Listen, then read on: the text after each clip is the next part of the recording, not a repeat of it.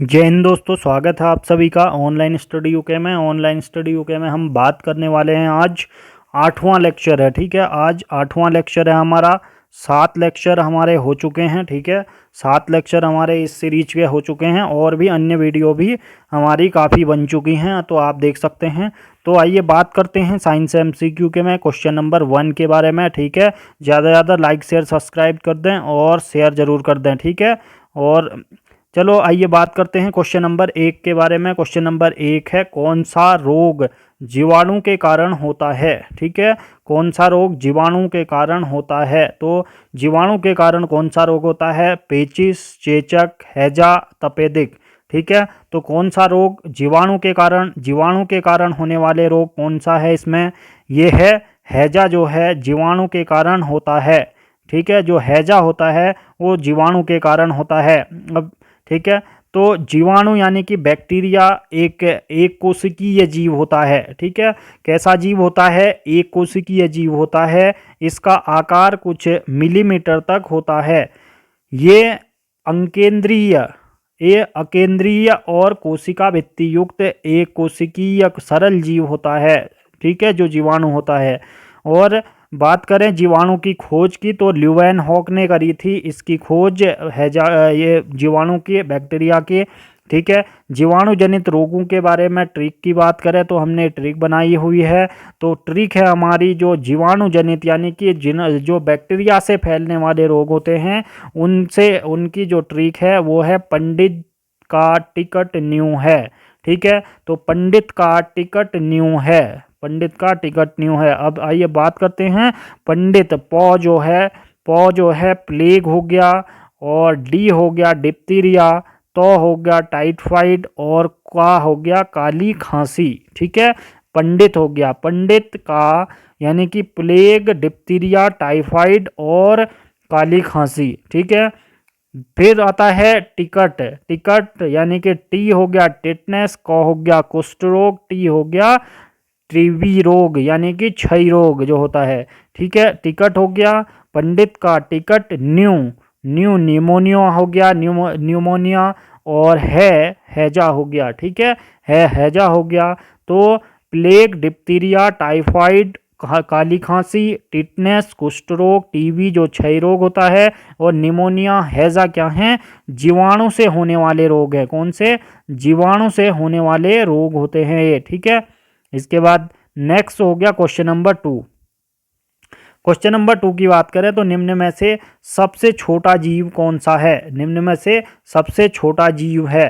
ठीक है, तो माइक्रोप्लाज्मा, यस्ट, विषाणु, जीवाणु। ठीक है, माइक्रोप्लाज्मा, यस्ट, विषाणु, जीवाणु, इनमें से सबसे छोटा जीव कौन सा है?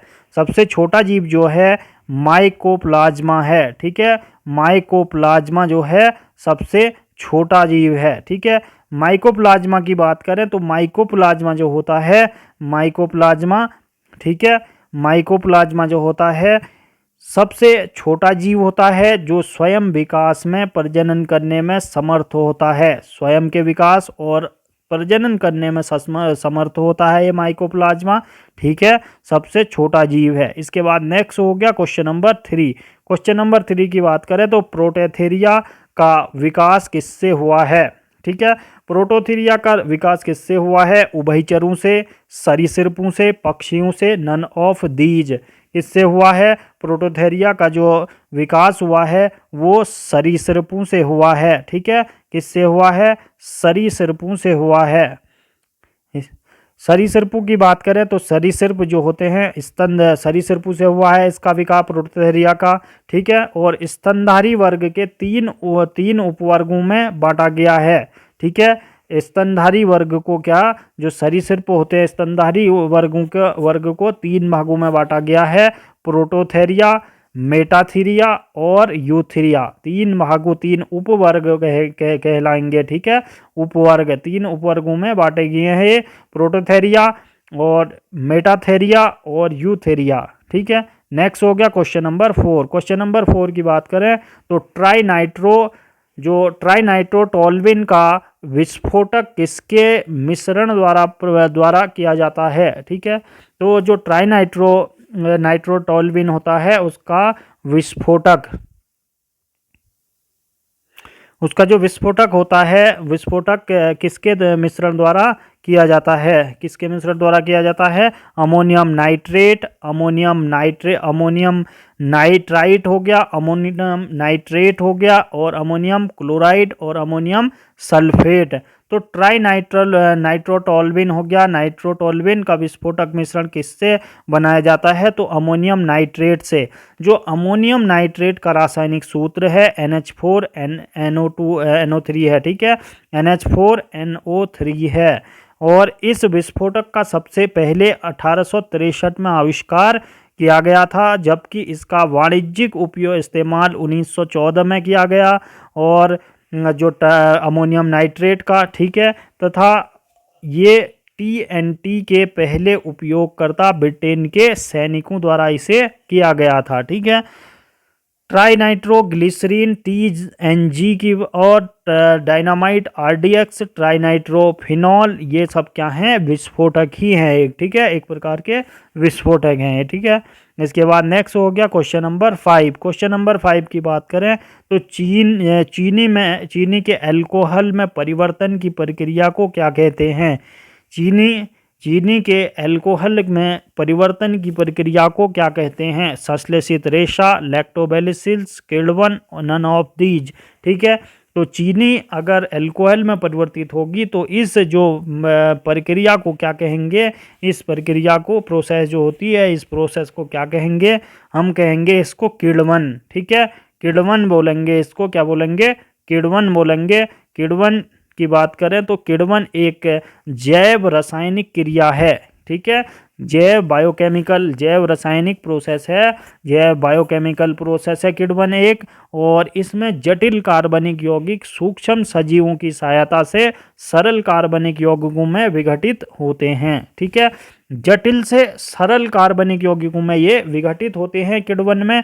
और इस क्रिया में ऑक्सीजन की आवश्यकता नहीं पड़ती है। क्या होता है? इस क्रिया में ऑक्सीजन की आवश्यकता नहीं पड़ती है। दही, सिरका एवं अन्य रासायनिक पदार्थों के निर्माण में भी इसका उपयोग होता है। किसका? किण्वन का, ठीक है, किण्वन प्रोसेस जो होती है। इसके बाद नेक्स्ट हो गया क्वेश्चन नंबर 6 की बात करें। क्वेश्चन नंबर 6 है हमारा, ऊष्मा स्थानांतरण की विधियां कौन सी हैं? ऊष्मा स्थानांतरण की विधियां कौन सी हैं? विकिरण, संवहन, चलन और उपरोक्त तीनों, ठीक है। तो ऊष्मा स्थानांतरण की विधियां कौन सी हैं? ऊष्मा स्थानांतरण की विधियां कौन सी हैं? ये तीनों हैं, ठीक है, ये तीनों हैं, ये तीनों हैं। विकिरण, संवहन और चालन में ऊष्मा का परिवहन होता है। और ऊष्मा का जो मात्रक है जूल होता है या कैलोरी, ठीक है, जूल या कैलोरी होता है ऊष्मा का मात्रक। ऊष्मा ये सूर्य से पृथ्वी तक, पृथ्वी पर जो ऊष्मा का संचरण होता है, जो सूर्य से पृथ्वी तक जो ऊष्मा आती है, सूर्य की ऊष्मा, वो क्या, किस माध्यम में आती है? विकिरण माध्यम में आती है। किस माध्यम में आती है? विकिरण माध्यम में आती है। इसके बाद नेक्स्ट हो गया question number 7। Foot and mouth रोग जंतुओं के किसके कारण होता है? ठीक है, जंतुओं में किस कारण होता है फुट एंड माउथ रोग? ठीक है, फुट एंड माउथ रोग प्रोटोजोआ, जीवाणु, विषाणु और नन ऑफ दीज। तो किसके कारण होता है फुट एंड माउथ रोग? फुट एंड माउथ रोग होता है विषाणु के कारण। ठीक है, एक ये वायरस होता है ये भी, ठीक है, एक प्रकार का फुट एंड माउथ रोग किसके कारण होता है? विषाणु के कारण होता है, एक प्रकार का वायरस होता है। और विषाणु की खोज की बात करें तो एडवर्ड जेनर ने इसकी खोज करी थी, विषाणु की खोज। ठीक है, विषाणु की खोज किसने करी थी? एडवर्ड जेनर ने करी थी। और एडवर्ड जेनर ने ही क्या करा था? चेचक के टीके का आविष्कार भी करा था जेनर ने। ठीक है, जेनर ने ही क्या करा था? एडवर्ड जेनर ने ही चेचक के टीके का आविष्कार करा था। इसके बाद नेक्स्ट हो गया क्वेश्चन नंबर 8। क्वेश्चन नंबर 8 की बात करें तो सिनेमा के पर्दे पर किस प्रकार का प्रतिबिंब बनता है? ठीक है, तो सिनेमा के पर्दे पर किस प्रकार का प्रतिबिंब बनता है? वास्तविक प्रतिबिंब, उल्टा, आभासी प्रतिबिंब, नन ऑफ दीज। ठीक है, तो सिनेमा के पर्दे पर किस प्रकार का प्रतिबिंब बनता है? ये बनता है वास्तविक प्रतिबिंब बनता है। कितना रियल बनता है, ठीक है जो, और वास्तविक प्रतिबिंब बनता है। मानव आंख की रेटिना पर जो प्रतिबिंब बनता है वो प्रतिबिंब वास्तविक तथा उल्टा होता है। ठीक है, किसमें? रेटिना पे जो बनता है, रेटिना पे जो बनेगा, मानव की आंख की रेटिना पे जो बनेगा वो प्रतिबिंब वास्तविक तथा उल्टा होगा। और ठीक है, वास्तविक तथा उल्टा होगा। और जो सिनेमा के पर्दे पर बनता है वो होगा वास्तविक प्रतिबिंब होगा। ठीक है, इसके बाद नेक्स्ट हो गया क्वेश्चन नंबर 9। क्वेश्चन नंबर 9 की बात करें तो केचुआ तथा रक्त चूसक जोंक को किस संघ में का उदाहरण है? ठीक है, केचुआ और जो रक्त चूसक जोंक होती है वह किस संघ के उदाहरण हैं? ठीक है, जो एस्केलमिन्थीज, सेलेंटेटा और एनेलिडा। ठीक है, तो एनेलिडा, सिलेंटेटा और एस्केलमिन्थीज, नन ऑफ दीज। ठीक है, तो इनमें से केचुआ और जो रक्त चूसक जोंक होते हैं किस संघ के उदाहरण हैं? एनेलिडा के उदाहरण हैं। ठीक है, एनेलिडा संघ के उदाहरण हैं ये। एनेलिडा संघ में खंडयुक्त कीड़े आते हैं। ठीक है, क्या आते हैं? जो एनेलिडा संघ होता है, संघ एनेलिडा, उसमें खंडयुक्त कीड़े आते हैं तथा इनका शरीर लंबा होता है। क्या होता है? इनका शरीर लंबा होता है और कई खंडों में बटा होता है। ठीक है, कई खंडों में बटा होता है और ऊपर से देखने पर उथले खात यानी कि फैरो होते हैं इनके और इनके खंडों को एक दूसरे से अलग करते हैं। ठीक है, तो आपको दिख रहे होंगे छोटे छोटे खंड हैं इनमें। ठीक है, ऐसे करके, तो यही चीजें हैं एनेलिडा की पहचान के। ठीक है, तो इनमें खंड होते हैं ये। ठीक है, इसके बाद नेक्स्ट हो गया क्वेश्चन नंबर 10। क्वेश्चन नंबर 10 की बात करें तो प्रतिदीप्ति नली में सर्वाधिक सामान्यतः प्रयोग होने वाली वस्तु है। प्रतिदीप्ति नली में सर्वाधिक सामान्यतः प्रयोग होने वाली वस्तु है पारावाष्प तथा ऑर्गन, मर्क्यूरस ऑक्साइड तथा नियोन, सोडियम वाष्प तथा नियोन, सोडियम ऑक्साइड। ठीक है, तो प्रतिदीप्ति नली में सर्वाधिक सामान्यतः होने वाली जो यूज होने वाली कौन सी वस्तु है? ठीक है, तो प्रतिदीप्ति नली में पारा तथा वाष्प जो होते हैं और वाष्प तथा ऑर्गन जो होते हैं। ठीक है, पारा वाष्प तथा ऑर्गन जो यूज होते हैं इसमें। प्रतिदीप्ति की बात करें, जो फ्लोरेंस ट्यूब होती है प्रतिदीप्ति, वह इस पदार्थ का वह गुण है जिसके कारण पदार्थ अन्य स्रोतों से निकलने वाले विकिरण को अवशोषित कर तत्काल ही उत्सर्जित कर देता है। ऐसे पदार्थ को क्या बोलते हैं? प्रतिदीप्ति कहते हैं। प्रतिदीप्ति यानी कि दूसरे से ली हुई वापस प्रतिदीप्ति। ठीक है, और इसी सीरीज में क्या आता है? CFL आता है। ठीक है, अब तो LED आ गया है, अब CFL आता है। तो CFL था, CFL है कॉम्पैक्ट फ्लोरेंस ट्यूब टैंप हो गया। ठीक है, CFL का पूरा नाम कॉम्पैक्ट फ्लोरेंस ट्यूब हो गया। ठीक है, इसके बाद नेक्स्ट हो गया क्वेश्चन नंबर 11। क्वेश्चन नंबर 11 की बात करें तो किसी धातु को तार में परिवर्तित करने की क्रिया क्या कहलाती है? किसी धातु को तार में परिवर्तित करने की क्रिया क्या कहलाती है? तन्यता, न्यूट्रिनो और स्पर्शिक और नन ऑफ दीज। ठीक है, तो किसी धातु को हम अगर तार में परिवर्तित करेंगे ऐसे लंबे तार में, तो हम क्या कहेंगे? इसे कहेंगे हम तन्यता यानी कि डक्टाइलिटी कहेंगे। क्या बोलेंगे? डक्टाइलिटी बोलेंगे। ठीक है, तन्यता, डक्टाइलिटी। तन्यता किसी ठोस पदार्थ की तनाव डालने की, वह खींचकर आकार बदलने की क्षमता को कहते हैं तन्यता हम। ठीक है, और तन्यता सबसे ज़्यादा कौन सा होता है? सोना। उससे कई किलोमीटर लंबे धागे बनाए जा सकते हैं। ठीक है, तार बनाए जा सकते हैं। इसके बाद नेक्स्ट हो गया question number 11। Question number 12। Question number 12 है एक बैरल में कितने लीटर होते हैं? एक बैरल में कितने लीटर होते हैं? ठीक है, एक बैरल बराबर कितने लीटर होते हैं? एक बैरल बराबर होते हैं 155, 155, 180, 139, 159। ठीक है, 155, 180, 139, 159। ठीक है, एक बैरल में कितने होते हैं, लीटर होते हैं। कितने लीटर होते हैं? एक बैरल में होते हैं 159 159 लीटर होते हैं। ठीक है, एक बैरल में 159 लीटर होते हैं और 159 लीटर होते हैं। तो अंतर्राष्ट्रीय स्तर पर बैरल का इस्तेमाल कच्चे तेल या पेट्रोल के कारोबार में होता है और यह पेट्रोल या कच्चे तेल की मात्रा को मापने की इकाई होती है बैरल। ठीक है, कच्चे तेल की मात्रा को मापने के लिए बैरल यूज करा जाता है, मात्रक। इसके बाद नेक्स्ट हो गया क्वेश्चन नंबर, और एक बैरल बराबर 159 लीटर हो गया। इसके बाद नेक्स्ट हो गया क्वेश्चन नंबर 13। क्वेश्चन नंबर 13 की बात करें तो दो वेक्टरों को कब बराबर कहा जाता है? ठीक है, तो दो वेक्टरों को कब बराबर कहा जाता है? उनके पास समान परिणाम, समान दिशा है, और उनके पास समान परिणाम और विपरीत दिशा है। उनके पास समान परिणाम और सामान्य प्रारंभिक बिंदु है, और उनके पास दिशा के बावजूद समान परिणाम है। ठीक है, तो क्या होगा? दो वेक्टरों को कब बराबर कहा जाता है? तो दो वेक्टर कब बराबर होंगे? जब उनके पास समान परिणाम और समान दिशा होगी।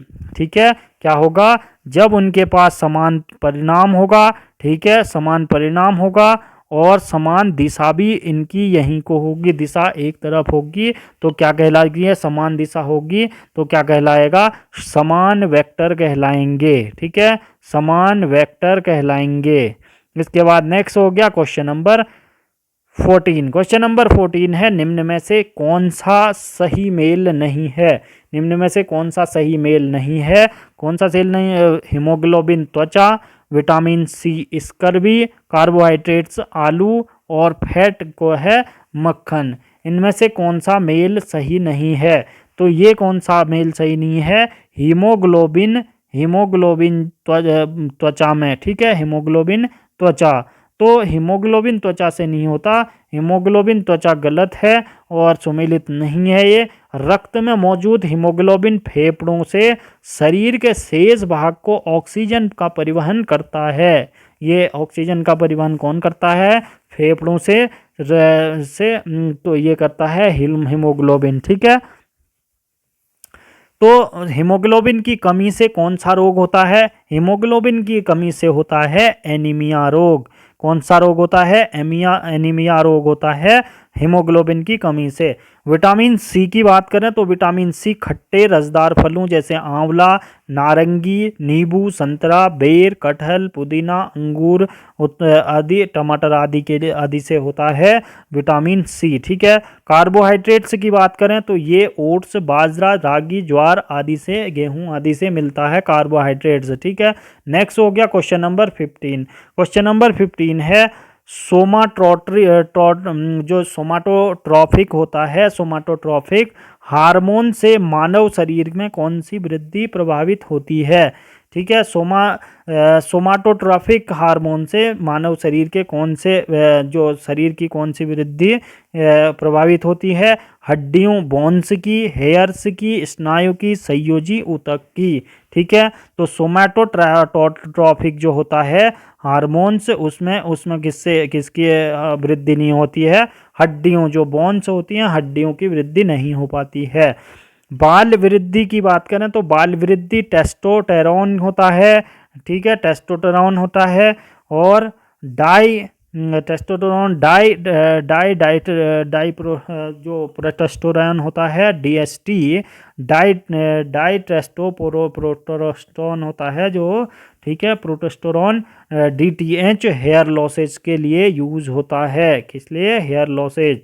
इसके बाद नेक्स्ट हो गया क्वेश्चन नंबर 16। क्वेश्चन नंबर 16 की बात करें तो हम यह कैसे जान सकते हैं कि कोई विलयन क्या है? अम्लीय है। हमें जानना है कि कोई विलयन अम्लीय है, तो हम कैसे पता करेंगे? यदि विलयन का pH मान 10 है, यदि विलयन का pH मान 7 से कम है, यदि विलयन का pH मान 8 से अधिक है, यदि विलयन का pH मान 9 से कम है। ठीक है, तो हम कैसे जानेंगे कि यह विलयन अम्लीय है? तो हम जानेंगे कि जब विलयन का pH मान 7 से कम होगा तो वो क्या होगा? अम्लीय होगा, और 7 से ज़्यादा होने पर क्या होगा? 7 से ज़्यादा होने पर क्या होगा? सात सात होने पर, सात से कम होने पर क्या होगा, अम्लीय होगा।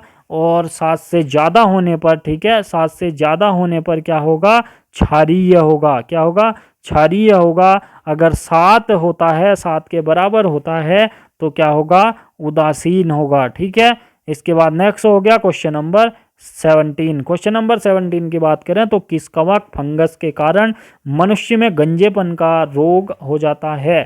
ठीक है। तो मनुष्य में गंजेपन का कारण क्या है, कौन सा रोग होता है, तो ये कौन से कवक फंगस के कारण होता है, ये होता है टीनिया कैपिटिस के कारण, एकेरस एस्केबीज के कारण, टीनिया पेडिस, और इनमें से कोई नहीं। ठीक है। तो किस कवक के कारण मनुष्य के गंजेपन का रोग हो जाता है, मनुष्य में गंजेपन का रोग होता है टीनिया जो कैपिटिस होता है, टीनिया कैपिटिस, उसके कारण मनुष्य में गंजापन का रोग हो जाता है। और फफूंद या कवक एक प्रकार के जीव होते हैं जो अपना भोजन सड़े गले मृत कार्बनिक पदार्थों से प्राप्त करते हैं। ठीक है। और कवकों का जो अध्ययन कहलाता है वो माइकोलॉजी कहलाता है। ठीक है। तो कवकों का जो अध्ययन कहलाता है वो माइकोलॉजी अध्ययन कहलाता है। इसके बाद नेक्स्ट हो गया क्वेश्चन नंबर 18। लार में कौन सा एंजाइम पाया जाता है, लार में कौन सा एंजाइम पाया जाता है, लार में पाया जाता है रेरिन, टाइलिन, लेलिन और रेजिन। कौन सा एंजाइम पाया जाता है, टॉयलिन पाया जाता है। ठीक है। टॉयलिन एंजाइम लार में पाया जाता है। कहाँ, टॉयलिन एंजाइम लार में पाया जाता है। इसके बाद नेक्स्ट हो गया क्वेश्चन नंबर 19। क्वेश्चन नंबर 19 है न्यूरॉन क्या है, न्यूरॉन क्या है, ऊर्जा की आधारभूत इकाई। बी हो गया रेडियोधर्मिता के दौरान निर्मुक्त कण, तंत्र की आधारभूत इकाई, नन ऑफ दीज। तो न्यूरॉन क्या है, न्यूरॉन क्या है, तंत्र की आधारभूत इकाई है न्यूरॉन। ठीक है। न्यूरॉन क्या है, तंत्र की आधारभूत इकाई है। इसके बाद नेक्स्ट हो गया क्वेश्चन नंबर 20। मनुष्य 1 मिनट में कितनी बार सांस लेता है, मनुष्य 1 मिनट में कितनी बार सांस लेता है, 16 से 18 बार, 20 से 25 बार, 72 से 74 बार, 60 से 40 से 45 बार। तो मनुष्य एक बार में कितनी बार सांस ले सकता है, ये ले सकता है 16 से 18 बार मनुष्य सांस ले सकता है 1 मिनट में। ठीक है। 1 मिनट में 16 से 18 बार सांस ले सकता है मनुष्य। ठीक है। इसके बाद नेक्स्ट हो गया क्वेश्चन नंबर 21। क्वेश्चन नंबर 21 की बात करें तो आवर्त सारणी में ठोस धातुओं की संख्या कितनी है, आवर्त सारणी में ठोस धातुओं की संख्या कितनी है, ठोस धातुएं 8, 15, 11, 10। ठीक है। तो कितनी है ठोस धातुएं, आवर्त सारणी में ठोस धातुओं की संख्या 10 होती है। ठीक है। 10 होती है ठोस धातुओं की संख्या। क्या, ठोस धातुओं की संख्या कितनी होती है, 10 होती है।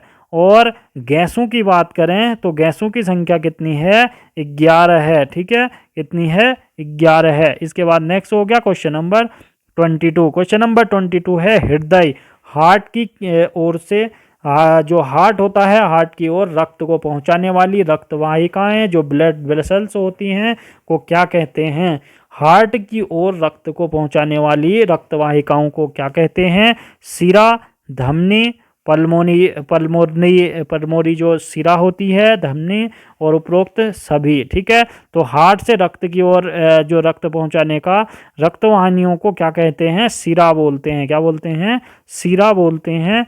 और सिरा की बात करें तो सिराएं रक्त वाहिकाएं होती हैं जो रक्त को हृदय की ओर ले जाती हैं। धमनियों की बात करें, धमनियां आर्टरीज, तो ये रुधिर वाहिकाएं हैं जो मनुष्य जो शरीर को जो रुधिर को क्या करती हैं, हृदय से शरीर के विभिन्न भागों में ले जाती हैं। ठीक है। पल्मोनरी धमनी होती है, उसका अतिरिक्त इसमें शुद्ध रुधिर बहता है। ठीक है। इसके बाद नेक्स्ट हो गया क्वेश्चन नंबर 23। क्वेश्चन नंबर 23, उन अंगों का नाम बताइए जो मनुष्यों के उत्सर्जन प्रणाली को बनाते हैं। मनुष्य की उत्सर्जन प्रणाली को कौन से अंग बनाते हैं, यूरेटर, किडनी, मूत्राशय और यूरिया और उपरोक्त सभी। ठीक है। तो इसका उपरोक्त सभी होगा जो मनुष्य के उत्सर्जन प्रणाली को बनाते हैं। मनुष्य के उत्सर्जन प्रणाली को कौन कौन से बनाते हैं? उत्सर्जन की बात करें तो उत्सर्जन ये पदार्थ की जिन विशेषता अंगों द्वारा शरीर से बाहर निकाले जाते हैं उन्हें क्या बोलते हैं? उत्सर्जन अंग कहते हैं। ठीक है, उत्सर्जित अंग या उत्सर्जन अंग कहते हैं। इसके बाद क्वेश्चन नंबर 24 है, पार्श्व विभाज्योतक किसके लिए उत्तरदायी होता है? पार्श्व विभाज्योतक किसके लिए उत्तरदायी होता है? मोटाई में वृद्धि के लिए, मृदुतक में वृद्धि के लिए, लंबाई में वृद्धि के लिए, नन ऑफ दीज। ठीक है, तो पार्श्व विभाज्योतक किसके लिए उत्तरदायी है? यह है मोटाई में वृद्धि के लिए। किसके लिए? मोटाई में वृद्धि के लिए उत्तरदायी है। ठीक है, इसके बाद नेक्स्ट हो गया क्वेश्चन नंबर 25। क्वेश्चन नंबर 25 है, शरीर में मौजूदा सबसे कठिन पदार्थ का नाम बताइए। शरीर में सबसे मौजूदा कठिन पदार्थ कौन सा है? लुगदी पल्प, ताम्र चीनी, एनामल, डेंटिन हो गया, नन ऑफ दीज। ठीक है, तो मनुष्य में सबसे कठिन यानी कि कठोर, ठीक है, कठोर पदार्थ का नाम कौन सा है? यह है तामचीनी यानी कि इनेमल, तामचीनी इनेमल। ठीक है, इनेमल कहाँ होता है? जो तामचीनी होता है इनेमल, जो दांत की सफ़ेद बाहरी परत होती है दांत की, उसी को हम बोलते हैं तामचीन या इनेमल बोलते हैं। ठीक है, तामचीनी दांत का पतला जो बाहरी आवरण होता है वह कठिन खोल होता है, मानव शरीर में सबसे कठिन होता है। ठीक है, इनेमल का जो एक खोल है आपको दिखाई दे रहा है, ठीक है, यही इनेमल है। ठीक है, तामचीनी। तो क्वेश्चन ऑफ द डे की बात करें तो क्वेश्चन ऑफ द डे में आपने कमेंट बॉक्स में कमेंट जरूर करें। ठीक है, और निम्न में से मार्स गैस कौन सी है? निम्न में से मार्स गैस कौन सी है? CH4, H2SO4 और CO2 और C2H6। तो मार्स गैस कौन सी है निम्न में से? ठीक है, मार्स गैस की बात करें तो कौन सी है मार्स गैस? ठीक है, आप कमेंट बॉक्स में कमेंट जरूर करें, लाइक शेयर सब्सक्राइब जरूर कर दें, ज़्यादा से ज़्यादा शेयर करें और सब्सक्राइब करें चैनल को अगर आप नए हैं तो। जय हिंद, जय उत्तराखंड।